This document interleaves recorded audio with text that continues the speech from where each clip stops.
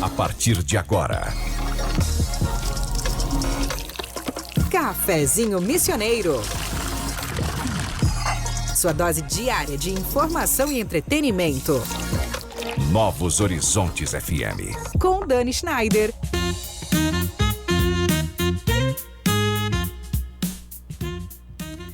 Muito boa tarde, minha gente querida.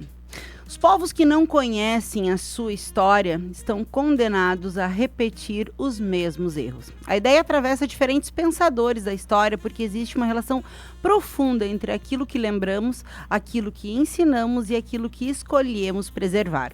E quando falamos dos 400 anos das missões jesuítico-guarani, talvez a pergunta mais importante não seja apenas o que aconteceu há 4 séculos. Talvez seja o que estamos fazendo hoje para que essa história continue sendo compreendida pelas próximas gerações. Porque patrimônio não é somente uma construção antiga, um objeto encontrado no solo, um documento ou uma paisagem. Patrimônio também é conhecimento, é memória, identidade. É a capacidade que uma comunidade tem de reconhecer o valor naquilo que recebeu e compreender que também tem responsabilidade sobre aquilo que vai entregar para o futuro. Santo Ângelo deu recentemente um passo importante nessa direção ao instituir uma política municipal de educação patrimonial, estabelecendo o tema como conteúdo transversal e prevendo sua abordagem por meio de projetos e oficinas pedagógicas. E isso nos leva a uma discussão muito interessante. Como ensinar a história das missões sem transformá-la em uma narrativa pronta? Como incluir diferentes perspectivas? Como aproximar crianças e jovens do patrimônio que existe ao redor delas? E, principalmente, como fazer com que uma cidade que possui tanta história não apenas conheça o seu patrimônio, mas viva essa história de maneira consciente e responsável?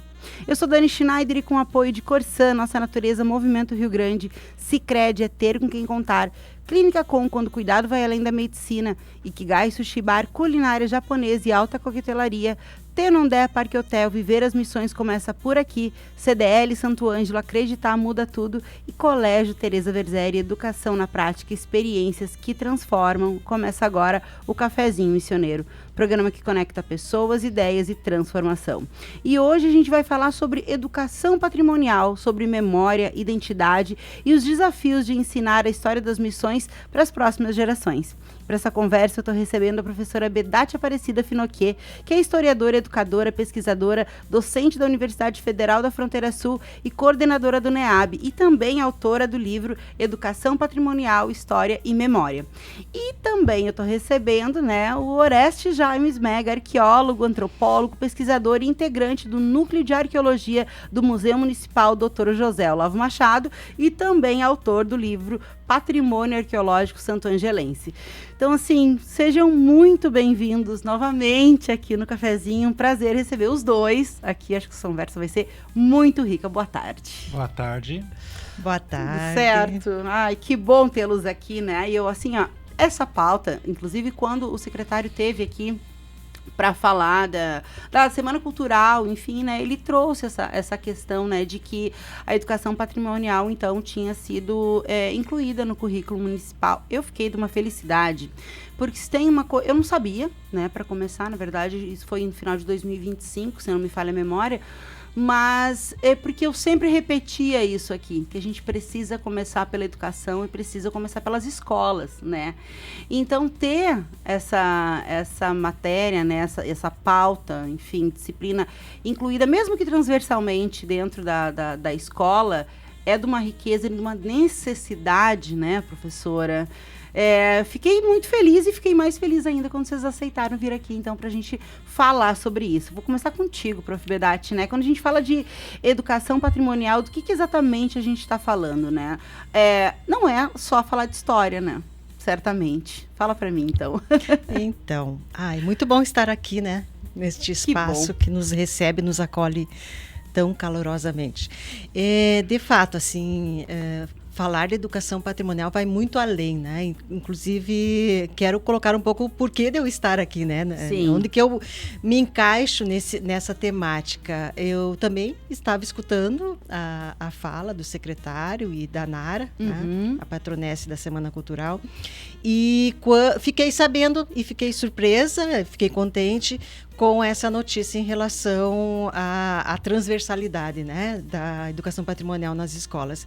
E eu, quando fiz o meu mestrado, justamente fiz abordando esse tema, né? Eu entrelacei, então, a educação patrimonial com a história das missões e a história de Santo Ângelo e uma parte desse patrimônio, né? Fiz uma discussão teórica, né, trazendo muitos autores, né, que pensam sobre isso, que falam, como Jacques Le Goff, por exemplo. E ela vai muito além. Eu lembro que quando eu fiz o meu mestrado, quando eu falava em educação patrimonial, as pessoas, mas que bicho é esse, né? Que é isso? Relacionavam com a área do direito, né? Inventário, coisas assim. E depois teve um boom, né? Explodiu, inclusive na área da arqueologia, tem que ter projetos de educação patrimonial. E ela traz essa perspectiva, eu gosto muito quando eu falo sobre a educação patrimonial, que é incitar a pesquisa. O viés da pesquisa, é você fazer perguntas, você trabalhar com todos os sentidos, né? Nessa dimensão do olhar, da escuta, de poder... coisas que muitas vezes a gente no museu não tinha, né? E agora os museus estão se preparando para receber os visitantes, que é poder tocar. É o caso do nosso Museu das Missões aqui, né? O Museu Histórico. Ele tem lá a erva mate, tem o algodão. Então, quando você fala dessas referências da economia na época missioneira, na época da nossa redução, a criança, o adulto, todo mundo, a gente gosta de tocar, né? Sim. Então, a educação patrimonial, para quem pensa que é só com a história, só o professor ou a professora de história que vai ter a incumbência de trabalhar isso, não, ela nasceu a partir dos museus, né? Nessa ideia de despertar o interesse para que as pessoas não pensassem assim, museu é coisa, né, antiga, não me interessa, mas essa interação e essa questão de fazer perguntas. Por que tem esse objeto aqui? Quem é que produziu esse objeto? E aí entram várias áreas. Todas as áreas podem se encaixar e devem, né? Você pode trabalhar com relatos orais, você pode trabalhar com a história ambiental, com as transformações nesse espaço geográfico, nesse território, e vai fazendo essas perguntas. Mas eu não quero também esgotar o tema. Orestes, se eu começar a falar aqui, eu acostumada, né? Começa às 7h10 e vai até às 10h40 falando. Então, mas assim, ó, ela tem, começou com a Maria de Lourdes Parreiras Horta, lá no Rio de Janeiro, no Museu Imperial, e aos poucos outros municípios, outros lugares foram adotando. E eu lembro que nós aqui em Santo Ângelo, olha que bacana que juntou um arqueólogo com a historiadora. Na época da Raquel Reck, nossa querida, né, minha querida amiga Raquel Reck, nossa arqueóloga que trabalhou muito tempo aqui em Santo Ângelo. Muito falar da Raquel. Nós começamos o projeto, né, de educação patrimonial. Eu lembro que a gente, nesse encontro, assim, veio a proposta, eu com essa minha experiência, com esse trabalho, e a gente fez as primeiras oficinas de educação patrimonial da arqueologia do NARC, fomos nós que fizemos. Eu lembro que a gente fazia todo um recorrido pelo espaço da praça, tinha o momento dos alimentos relacionados com essa culinária que nos remete à história das missões, uma simulação de escavação, e é isso, assim, ó, não é você decorar datas ou você valorizar apenas o que é tangível, mas a educação patrimonial nos abre um leque imenso para você pensar costumes, para você pensar festas, para você pensar a questão da língua, mas, e principalmente, quem produziu isso, quem que teve o poder de manter essa memória, né, a partir do patrimônio, e quais memórias, quem trabalhou, né, quem ficou no esquecimento, nos subterrâneos, né, da memória. Isso que eu acho muito pertinente a gente conversar sobre isso. Muito legal tu falar isso, porque ontem eu estava lendo um pouco do teu livro, Orestes, né, que está aqui, quero deixar, inclusive, já que eu vou falar dele agora. Patrimônio Arqueológico foi lançado, de Santo Angelense, que foi lançado inclusive na Semana Cultural, né? Sim. Quero parabenizar vocês aí, você, o Leandro e o Felipe, né? Que fazem parte dessa obra. E desde a metodologia que vocês utilizam, né, para fazer esse levantamento, vem muito ao encontro do que a prof acabou de falar, que é fazer perguntas, né? Então, isso está muito claro, muito forte no livro, né? Onde que essas pessoas, onde que essa pecinha aqui se encaixa naquilo lá? O que as pessoas faziam a partir disso, né? Como que quem trabalha diretamente com arqueologia, que é o teu caso, né? Patrimônio, enfim, é uma grande diferença entre a gente conhecer o patrimônio, né? E, de fato, compreender o significado daquilo ali, né? Eu acho que é outra coisa completamente diferente, né? Sim, eu diria que conhecer o patrimônio é se reconectar com a história do local. Nós temos uma história individual e o local tem a sua própria história. Sim. Nós aqui em Santo Ângelo temos diversas origens. Algumas pessoas têm origem na Itália, outras pessoas têm origem no Oriente Médio, outras pessoas origem mais local, mas todo mundo veio de algum lugar. E aqui a gente se reconecta com uma história mais antiga, que muitas vezes nos precedeu no tempo. E se a gente não conhece essa história que nos precedeu, a gente não conhece o local. Exato. Porque um local não é só uma geografia, é toda uma história de transformações sociais. E uma história que continua. Um dia nós também seremos história, né? Um dia, tomara que no futuro a gente também seja, né, alvo de uma educação patrimonial. As coisas do nosso tempo, daqui a 100 anos, 200 anos, 300 anos, também possam estar em museus e também as pessoas possam aprender com o nosso tempo. Por que a gente estava? Quem era a Daniele que estava aqui em Santo Ângelo em 2026, né? Agora, prof, tem essa questão de Santo Ângelo ter essa, né, passar a ter a política municipal de educação patrimonial estabelecida como conteúdo transversal, então, nas escolas, né? O que muda na prática, prof? Quando uma cidade assume isso como política pública?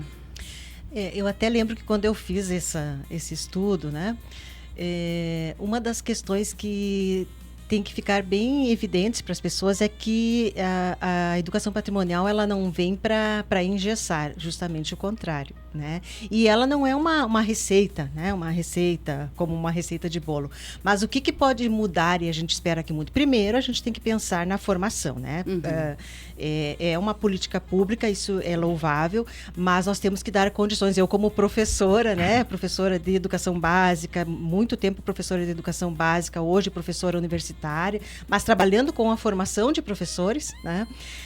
Primeiro, nós temos que dar condições para esses professores. Então, pensar agora qual a formação, porque não se faz educação patrimonial de qualquer jeito. É também um letramento para isso, claro, né? Então, e pensar materiais, pensar recursos para trabalhar com esses alunos. Nós temos várias, hoje você entrando na internet, se você coloca a palavra educação patrimonial, surge inclusive kits e coisas, né? Mas a ideia é que eles produzam. O que pode mudar? É justamente esse trabalho, a educação patrimonial trabalha com essa visão crítica da sociedade, né? Eu até quando fiz esse livro, eu pensei a cidade a partir do Ítalo Calvino, né? De uma das obras do Ítalo Calvino, que ele fala das cidades que o Kublai Khan vai conhecendo. Então eu falei um pouco da nossa cidade, aldeia, como se fosse, Orestes, olha que legal, como se fossem camadas, né? A nossa cidade são várias camadas, porque a gente não pode pensar apenas na cidade de Santo Ângelo hoje, ou na Santo Ângelo, né? San Ângelo Custódio, mas tem um território anterior ocupado pelos indígenas, então essa cidade, aldeia. E como é que a gente vai a educação patrimonial, educar a partir do patrimônio cultural? É justamente isso, que a gente não aceite uma única verdade, se é que existe uma verdade, que a gente não aceite uma única resposta, que a gente possa trabalhar com a pluralidade, né, de concepções. No caso da história das missões, que a gente vem conversando muito sobre isso, né? Quais são os protagonistas? Quem é que deixou essa história registrada? A partir de quais documentos? E não é que a gente nega uma fala, uma voz, mas que a gente também abra espaço para escutar outras vozes, né? E isso é muito importante. Então, eu vejo a educação patrimonial tanto para os pequenininhos como... Eu trabalho com os meus alunos na universidade e falo sobre educação patrimonial, e a gente faz viagens de estudos e a gente conversa sobre isso e a gente faz essas perguntas. Mas, enfim, quem é que... Eu pergunto para eles, observem os monumentos que vocês têm na cidade de vocês.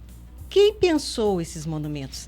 A quem eles fazem referência? O que é lembrado? O que é esquecido? Vocês veem algum monumento que faz referência aos povos indígenas? Vocês veem monumentos que fazem referência aos negros e às negras? Vocês veem monumentos que fazem referência, assim como o Orestes estava falando, né? Nós temos o povo cigano, nós temos Santo Ângelo, o povo árabe palestino. Onde é que os nomes de rua, tudo isso tem uma implicação, isso é muito forte. O Jacques Legoff fala que a memória, ela é um espaço, é uma disputa, né, de espaço e é poder. Você manter a memória de algo é poder. E isso é uma coisa que as pessoas às vezes não se dão conta. Sim. E aí é que eu penso assim, ó, se você de fato for a fundo e trabalhar, né, e a educação patrimonial nas escolas, você está trabalhando também a cidadania. Porque ela nos leva, né, nos move para essa questão assim, de pensar a sociedade, de pensar os espaços, de pensar por que esse museu tem isso e não tem... Onde é que está o negro no museu? Por que nós não temos, e eu faço, e esse é o meu sonho, que a gente tenha museus, né, que façam referência aos povos indígenas. Nós temos mais de 300 povos indígenas no Brasil. E a gente... claro, em grandes centros, sim, vamos falar no Rio de Janeiro, mas assim, ó, os municípios de ter um espaço maior e não pensar o indígena, só o indígena lá daquele período anterior à chegada, à invasão, né, da América, pensando nas igaçabas, pensando nos potes cerâmicos, mas pensar o indígena hoje, né? Quem é esse indígena e mostrar essa cultura e mostrar como é que ele vive. Então, e por que não se criam museus para falar sobre as histórias dos povos indígenas? Sim. Por que os povos africanos não têm também espaço nos museus? Como eu trabalhei, eu digo sempre assim, o privilégio de ter trabalhado no Museu Municipal. Trabalhei na época da Gladys Pipe, meu Deus, foi maravilhoso, assim, um período assim, muito florescente aqui em termos de patrimônio. A gente fez o Museu de Rua na 25 de Julho, que não existe mais, infelizmente, não sei nem onde foi parar aquele material, mas a partir dali, depois eu trabalhei no Arquivo Histórico e manuseando os documentos no Arquivo Histórico, você começa a se fazer perguntas, e é isso que eu coloco também nesse livro. Bom, que memória a gente guarda aqui? Quais são as fotos? Quem é que tinha o poder, né? O poder econômico de registrar? Então, onde é que está a presença dessas outras pessoas, né? Depois eu trabalhei no Memorial Coluna Prestes, que é um outro espaço maravilhoso para a gente pensar a memória, o Museu Ferroviário.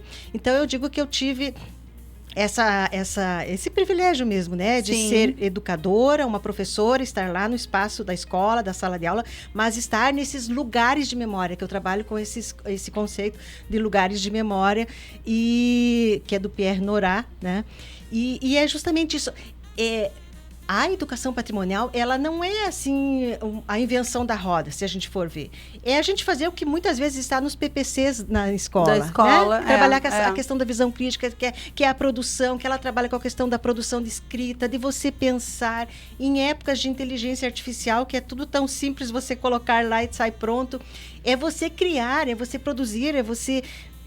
questionar. Eu vejo isso assim, isso forma cidadãos e cidadãs atuantes, né?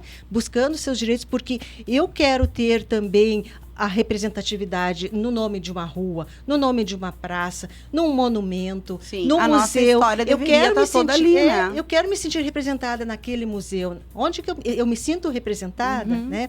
E falando sobre a história das missões, pensando a educação patrimonial para pensar a história das missões, é pensar que esse território foi um território de encontros, de conflitos, de pautas que foram negociadas e que tem diferentes versões, e está tudo bem que tenha diferentes versões, sim. Não tem problema, né? O contraditório é importante a gente mas que viver. todas elas sejam expostas, Exatamente. Né? Exatamente.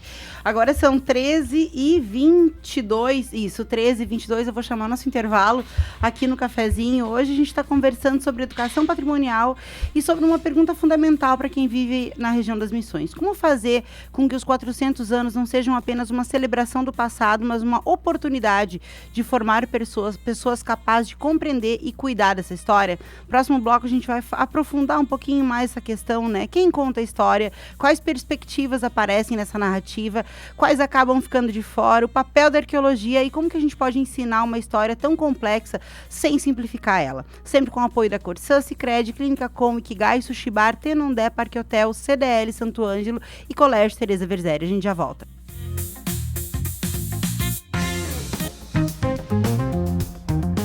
O Cafezinho Missioneiro volta já. Novos Horizontes FM. Investir com Sicredi é ter planejamento financeiro para a vida inteira. É ter um portfólio completo com soluções para cada fase da sua vida. Com renda fixa sólida, renda variável consistente, previdência para construir seu futuro e diversas oportunidades em fundos de investimentos. É ter um especialista próximo que entende todos os seus objetivos e te ajuda a realizar cada um deles. Porque investir com Sicredi é ter com quem contar. Acesse o site do Sicredi e saiba mais.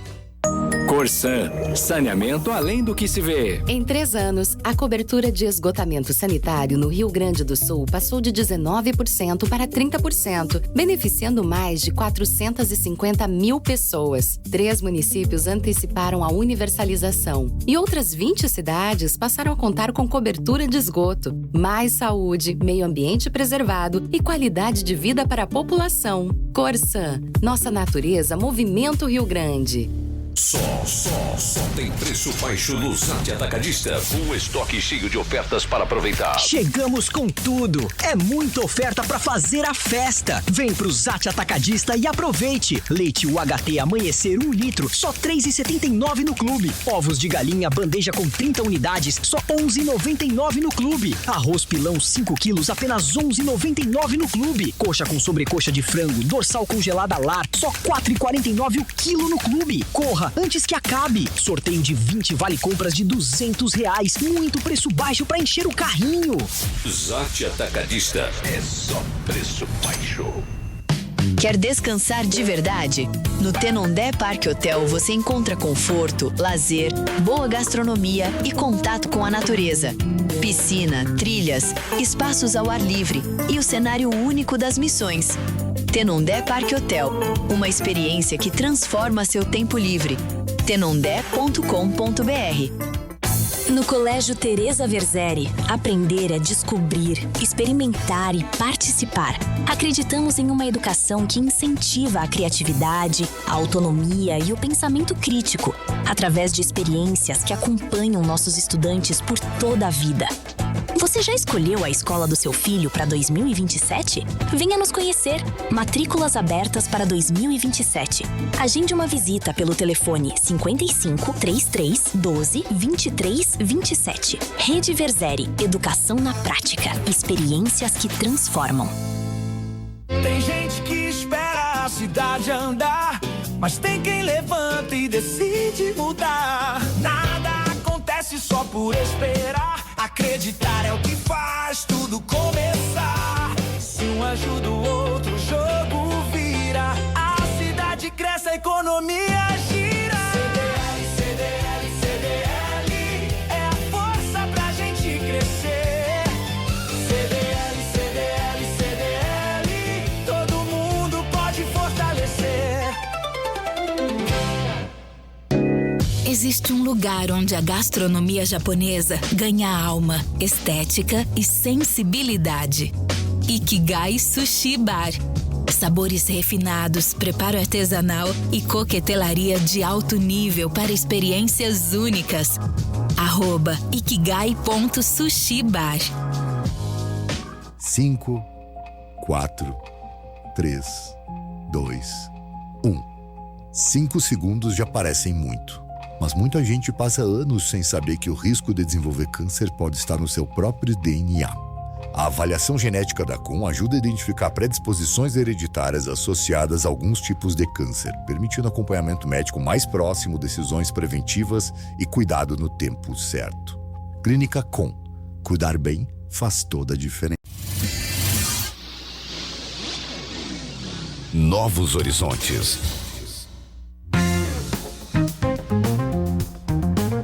Estamos de volta com Cafezinho Missioneiro. 13h29, estou de volta com o nosso cafezinho da tarde. Hoje a gente está falando sobre educação patrimonial aqui na nossa região das Missões. E agora a gente vai falar um pouco sobre essas questões de quem é que conta a história, perspectivas que aparecem nessa narrativa, quais acabam ficando de fora, né? O papel da arqueologia e como que a gente pode ensinar uma história tão complexa sem simplificá-la, sempre com o apoio da Corsã, Sicredi, Clínica Com, Ikigai, Sushi Bar, Tenondé, Parque Hotel, CDL, Santo Ângelo e Colégio Teresa Verzeri. Hoje eu estou recebendo a professora Bedati, o arqueólogo Orestes Mega aqui no cafezinho. E Orestes, me conta assim, onde que a arqueologia ela consegue justamente desconstruir alguma versão que talvez tenha ficado bastante simplificada, né? Os registros, né? Simplificados e construídos, né, em cima da nossa história. Onde que a arqueologia consegue aprofundar isso e talvez desconstruir algumas versões mais simplistas nesse sentido? A arqueologia estuda os fragmentos da cultura material do passado. Os historiadores se concentram nos textos antigos, não apenas nos textos, mas majoritariamente nos textos, enquanto os arqueólogos vai diretamente nas coisas. E muitas vezes as coisas contam uma história diferente daquela que está nos textos. Exato. Então, por exemplo, presença indígena em determinados lugares do Brasil. Algumas vezes, as autoridades de uma determinada época e de um determinado local tinham interesse em apagar a presença indígena. Aí, quando o arqueólogo vai fazer um estudo mais minucioso, encontra a presença indígena nos locais que documentos históricos falsificados, assim, documentos históricos mal intencionados, diziam não haver presença indígena. Entendi. Né? Então, tem muito disso. A arqueologia vai muitas vezes na história do anônimo das pessoas. Porque algo que ficou registrado na história, as pessoas têm nome. E algo que só ficou relacionado aos objetos, as pessoas não têm nome. Perfeito. E o arqueólogo vai exatamente nestes pontos, nos anônimos, nos subalternizados, nas pessoas que, por alguma razão, não receberam espaço nos documentos históricos. Entendi, perfeito. Agora, prof, complementando isso que o Orestes traz, né? Onde que a perspectiva indígena entra, então, na nossa educação patrimonial, né? Porque a gente falar das missões sem colocar os povos indígenas no centro dessa história, né? Acaba que produzem uma versão totalmente incompleta da nossa história, né? Ao encontro disso que o Orestes traz. Exatamente. Por isso que a educação patrimonial, ela pode, qualquer ferramenta, né? Qualquer metodologia, depende da forma como você usá-la, né? Você pode usar para o bem ou para o mal, mas enfim, a educação patrimonial pode ser sim essa ferramenta importantíssima para a gente trazer, revelar, né, esse protagonismo indígena, porque durante muito tempo a história das missões foi contada a partir de documentos dos jesuítas, que é importante a gente ter esses documentos, mas como diz o Orestes, e aí eu vejo assim como a arqueologia, a história precisa dessa irmandade, né, da arqueologia, Exato. da antropologia e de tantas outras áreas. E os povos indígenas, eles sempre estiveram presentes. Aí a arqueologia vai lá e descobre que revela isso, que não é só falar do período missioneiro, mas que eles existiam aqui, que foram muitos outros povos que estiveram presentes, né, nessa experiência jesuítica e indígena. E é por isso que a gente tem que pensar a educação como a base de tudo, né? Claro que eu me preocupo, como eu disse antes, como professora, como educadora, que o professor não pense assim, tudo é jogado, parece, para a escola, né? De sobrecarregar esse professor. Por isso que é importante, quando se pensa em políticas públicas, de pensar o suporte para isso. Exato. Né? Para que esse professor, essa professora possam trabalhar, possam ter elementos para ele olhar para esse indígena não somente no passado, congelado naquele passado missioneiro, e sem trazer essa realidade para a atualidade. Né? Sim, então sim. nós podemos o quê? Escutar o que eles estão falando, e hoje eles estão usando as redes sociais, né? Volta e meia. Agora, essa semana eu escutava um menino que é lá da Grande Porto Alegre, e ele falando também a sua versão.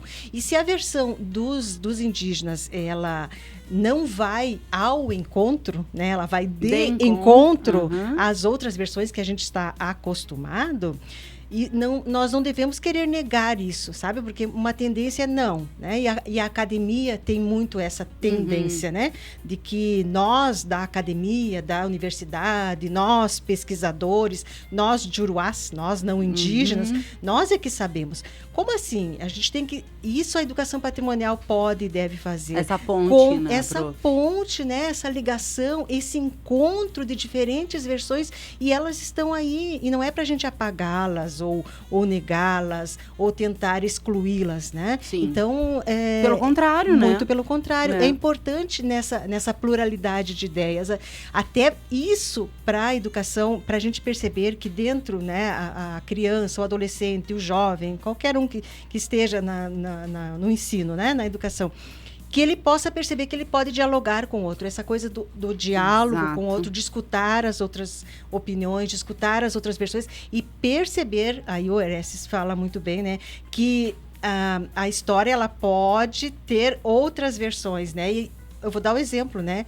O massacre de Porongos. Durante muito tempo, a história do Rio Grande do Sul e esse episódio que é o 20 de setembro, a revolução, entre aspas, farroupilha, a guerra dos farrapos, foi contada a partir de uma perspectiva. Ninguém falava da presença dos negros e da traição de Porongos e do porquê eles foram mortos. Então, olha a importância, neste ano está sendo discutido justamente de ter o quê? Um monumento lá em Pinheiro Machado. Por que é importante isso, um monumento? Para que as pessoas olhem, para que as pessoas lembrem, para que as pessoas perguntem, por que esse monumento? Mas o que eu pergunto na universidade para os alunos, vocês ouviram falar de Porongos? Poucos escutaram falar. Então, segue na invisibilidade. E aí eu vou discordar um pouquinho do Orestes, assim, que a história não trabalha só com aquela verdade dos documentos. A gente também trabalha com a história oral e também trabalha com novas perspectivas, novas versões. A história vista de baixo, né? São tendências mais recentes. A história dos excluídos,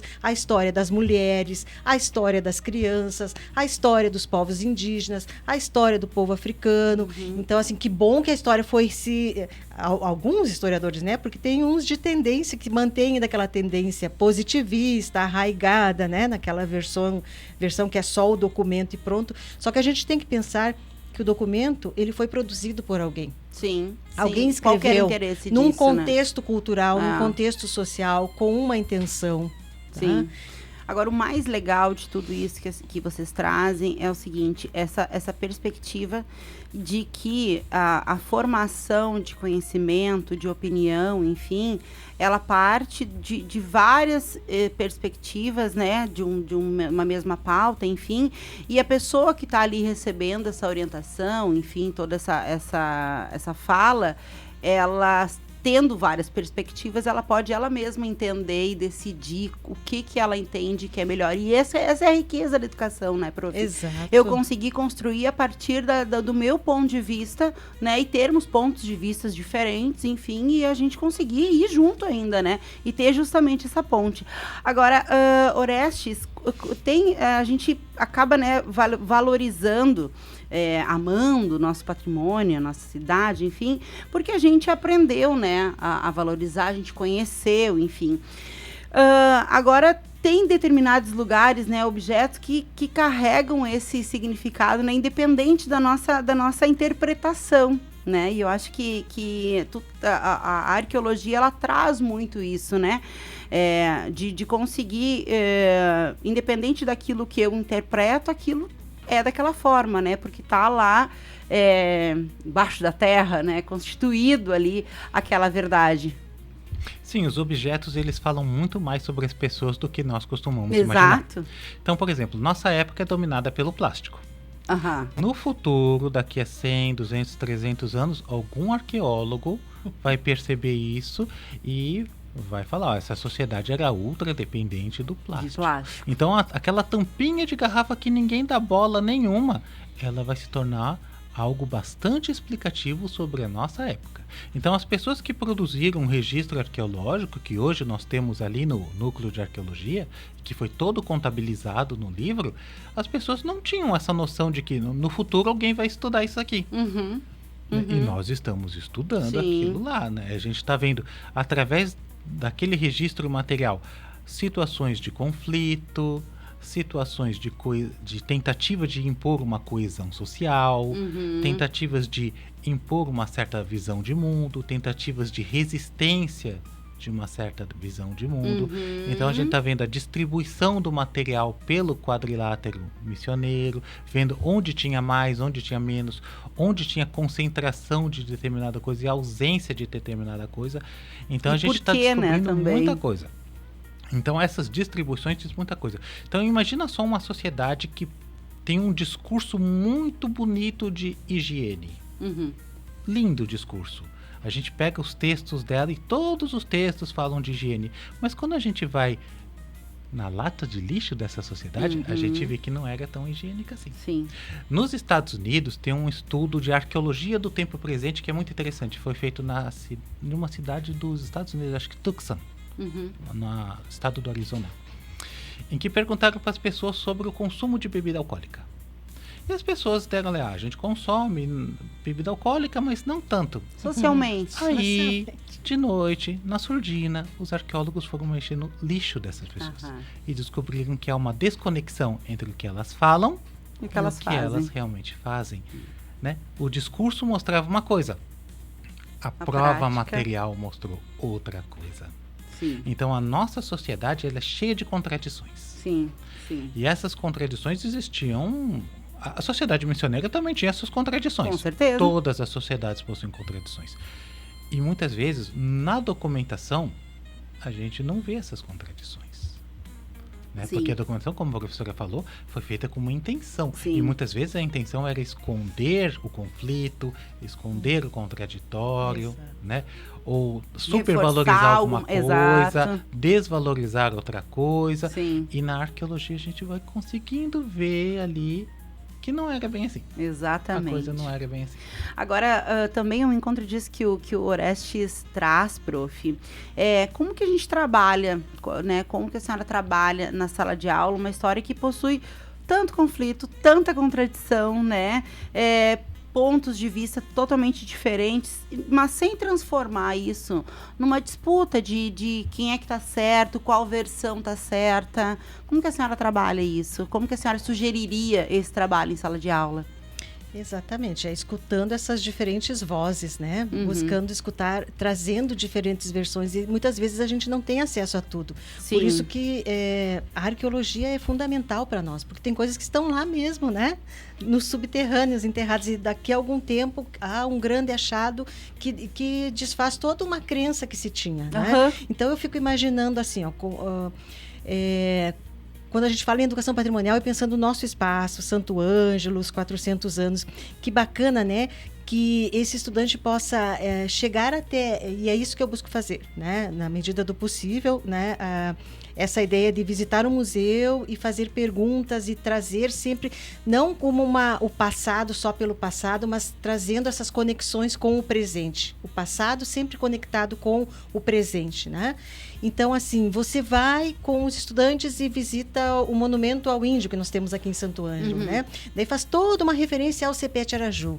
Aí daqui a pouco você não pode ir visitar em Roque Gonzales os monumentos que tem lá 2 ao Inheçu, mas você traz uma imagem, uma foto, e você faz essas perguntas, enfim, quem são esses 2 personagens? Vamos trabalhar a questão do tempo, em que tempos eles surgem, né?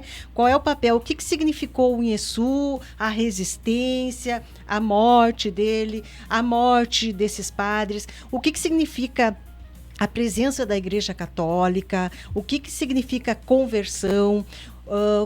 Por que isso? Que contexto é esse na época? Houve a reforma religiosa, contra-reforma, dependendo da idade também, você não vai trabalhar tão aprofundadamente. Mas é para você perceber que tudo que aconteceu aqui é fruto de um contexto maior, que não dá para explicar isso simplesmente numa caixinha sem fazer essas conexões. Sim. Sem, por exemplo, entender e perguntar por que esses padres vieram para cá, como que eles chegaram aqui, quais eram as intenções, como é que esses indígenas viviam, eles tinham crenças, quais eram essas crenças? E hoje, o povo Guarani, ele mantém? Então lá, daqui a pouco, né, o arqueólogo descobre cachimbos, petinguás, né?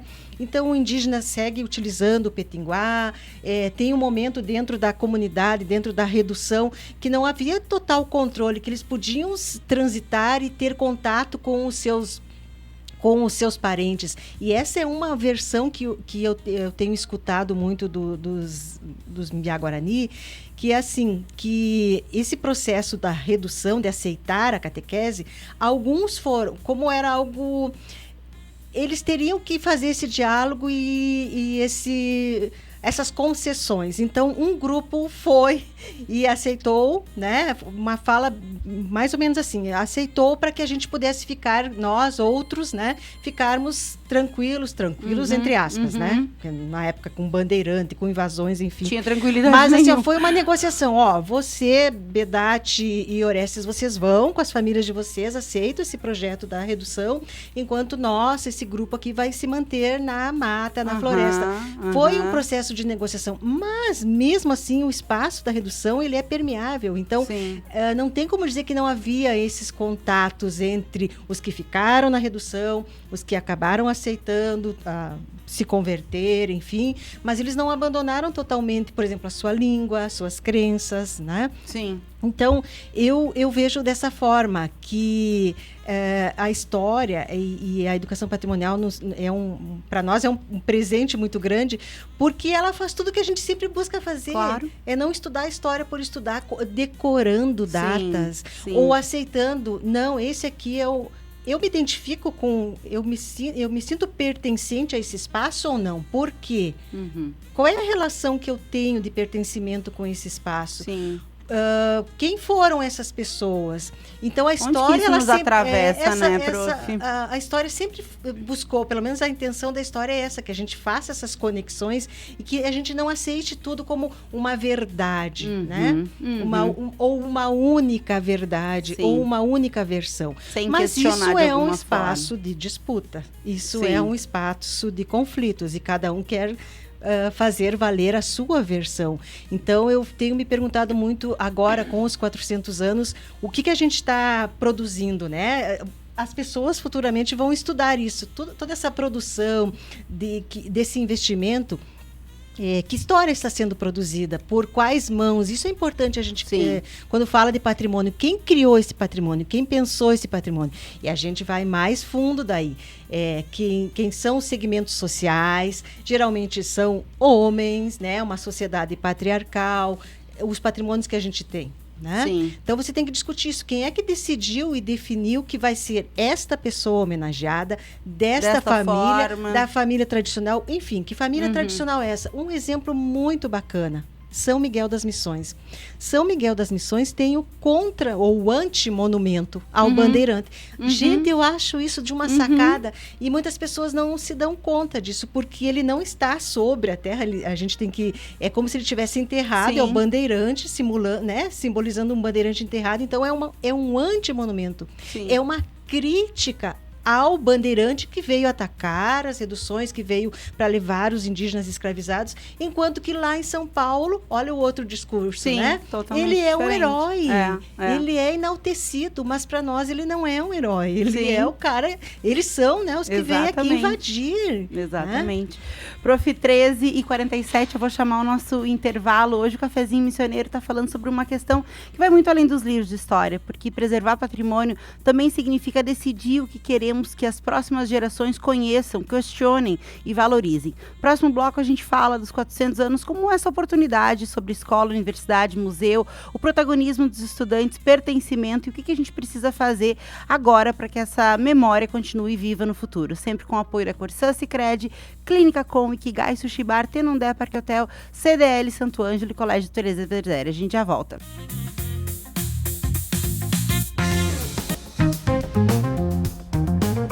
Cafezinho Missioneiro, volta já! Novos Horizontes FM.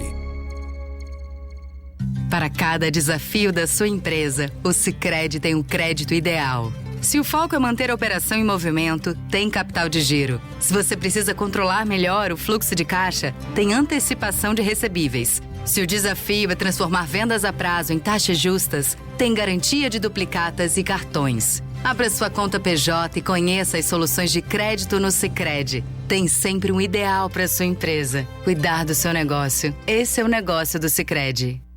Corsan, saneamento além do que se vê.